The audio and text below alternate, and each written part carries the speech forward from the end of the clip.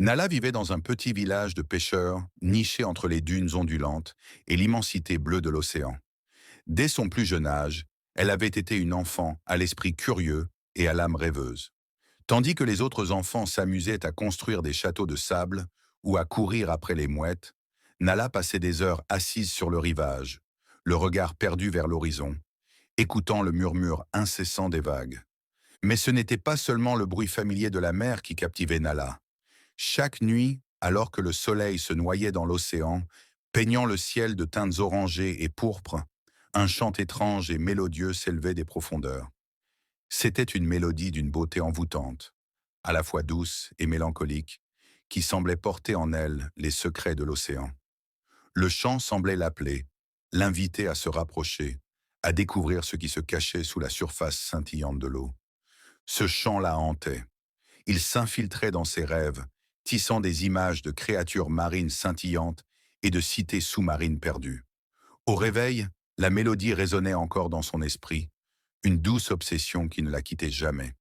Elle essayait de la fredonner, mais les notes lui échappaient, trop éthérées pour être capturées par sa voix humaine. Les anciens du village, leurs visages burinés par le soleil et le sel, parlaient de ce chant avec un mélange de crainte et de respect. Ils racontaient des histoires de la sirène gardienne, une créature mythique dont la voix traversait les âges. Certains disaient qu'elle était une protectrice bienveillante, veillant sur les pêcheurs et les guidant sainement vers le rivage. D'autres, cependant, murmuraient que sa voix pouvait aussi être une malédiction, un piège pour ceux qui osaient s'aventurer trop loin des eaux familières, les attirant vers une fin tragique dans les abîmes. Elle chante pour nous avertir, Nala, disait souvent Elara, la femme la plus âgée du village, sa voix rocailleuse comme le ressac. Elle nous dit quand la mer est en colère, quand les tempêtes se préparent. Mais si tu l'écoutes trop longtemps, si ton cœur s'y attache trop fort, elle pourrait t'emmener avec elle, dans son royaume d'eau. Ces histoires ne faisaient qu'alimenter la fascination de Nala. La peur qu'elles inspiraient aux autres n'atteignait pas la jeune fille. Au contraire, elles éveillaient en elle un désir ardent de comprendre. Qu'était cette sirène? Était-elle une gardienne bienveillante ou une créature dangereuse?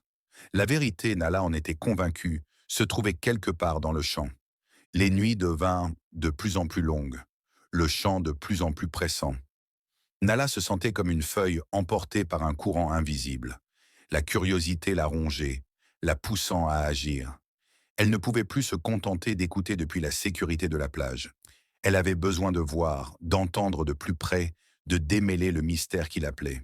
Une nuit, la lune était pleine, projetant un chemin argenté sur les eaux sombres.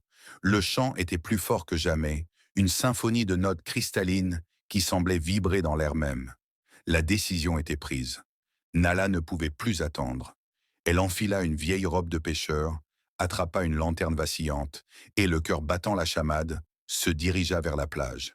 Le sable était froid sous ses pieds ou nus et le vent salé lui fouettait le visage. Chaque pas la rapprochait de l'inconnu, de la source du chant qui avait capturé son âme. La tension montait en elle, un mélange d'excitation et d'appréhension. Elle savait qu'elle s'aventurait là où peu osaient aller, là où les légendes prenaient vie. Mais la promesse de la vérité, la soif de comprendre, était plus forte que toute peur. Arrivée au bord de l'eau, Nala alluma sa lanterne, sa lumière tremblotante se reflétant sur la surface agitée.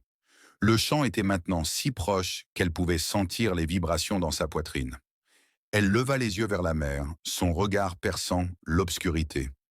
Elle était prête à affronter ce que le chant avait à lui révéler. La nuit s'annonçait longue, et le mystère de la sirène n'attendait que d'être dévoilé. Abonnez-vous pour la partie 2.